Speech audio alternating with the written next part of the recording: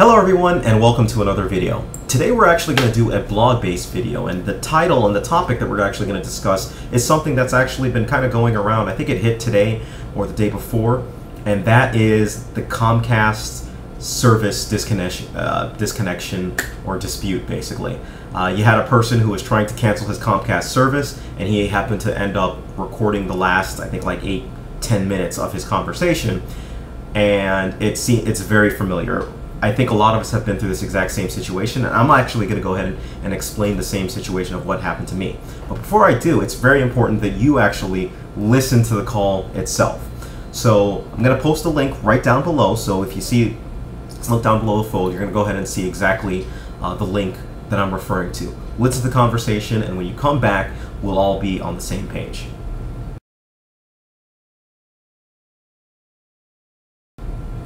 Alright. So hopefully you've listened to the conversation, and now I can go ahead and start.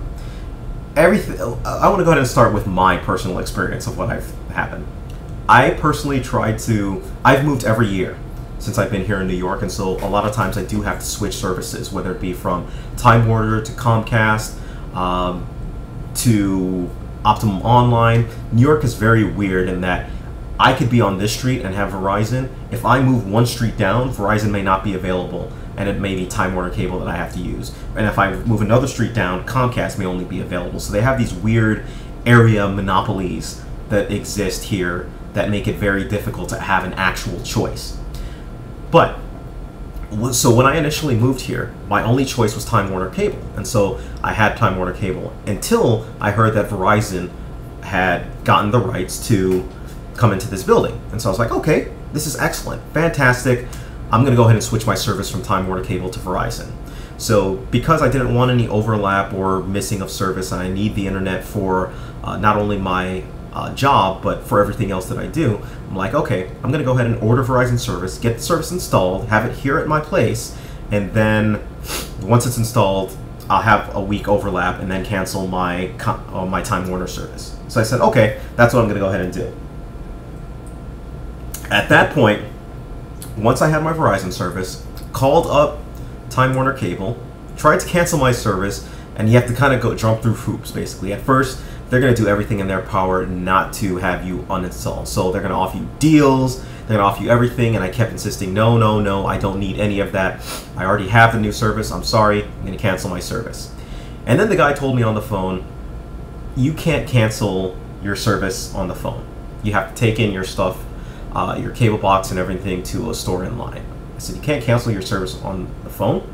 Are you sure? And he said, yeah, you have to take it into a place, or one of our service centers, which happened to be uptown. So I said, okay, if that's the case, fine.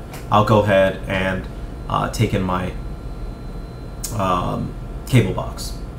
So the next day, took my cable box up to the store, went to the store, and the first thing that I noticed was there was a line not only stretching around, twirling around inside, but then leading all the way outside and around the corner.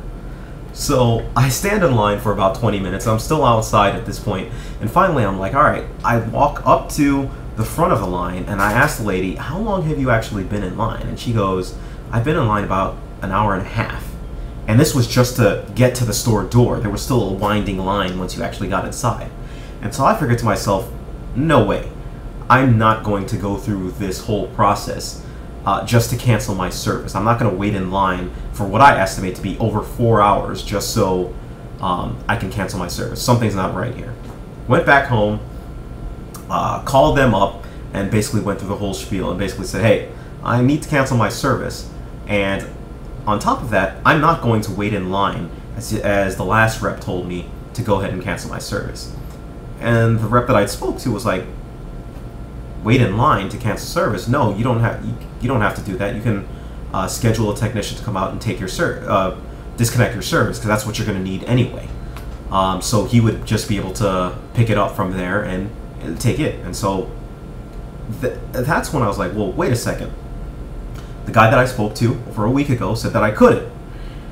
And the rep that I was on the phone with at the time, I remember hearing him curse and saying, oh, that's because that guy probably didn't want to get dinged or didn't want a mark against like a disconnection remark. So this guy had to kind of backdate it, because back to the first date in which I called and basically get my account credited for that amount and make sure that my account was canceled as of then, and then he had a service technician come out.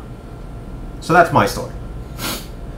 So it's a nightmare to get things canceled with cable services, and there are a lot of incentives for cable services not to cancel you, all of which are obvious. But the one thing that does strike me is that I'm not upset at any of the reps, and I would highly stress that people not be upset at the reps that are the rep that you heard.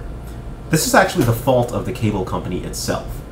This is how they operate. In other words, for those reps themselves, I believe they're called retention specialists. They're not actually called disconnection services. They're retention specialists. So they're measured against how many people that they keep and how many people disconnect, basically. So the more people who disconnect their service after going through a retention specialist, I believe the less bonus that they get, and they have the possibility of getting let go if they're not a good retention specialist. So their goal hard line is to keep you there. So that's why that rep did that. If they can get you to hang up and keep the service intact, they've done their job. So while Comcast released some statement, oh, this is a rogue rep, it's not a rogue rep at all. And you can see the stories. I'm pretty sure some of you have your own stories as well about the nightmares of trying to actually cancel a cable service. And so, yeah, in this case, the fault does not lie.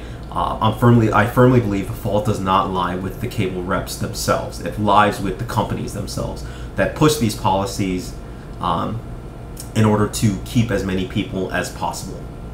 Okay? Let me know what your thoughts are. Let me know what your experiences are with the similar, cable services, or cable customer service, if you will, at that. Now, I'm not saying that all customer service is perfect or anything like that. I'm just saying in the instances of canceling your service, I truly believe the fault lies with the actual companies and the way they do it, rather than the reps themselves. All right? Thank you. Take care of yourselves, and let me know what your opinions are. All right?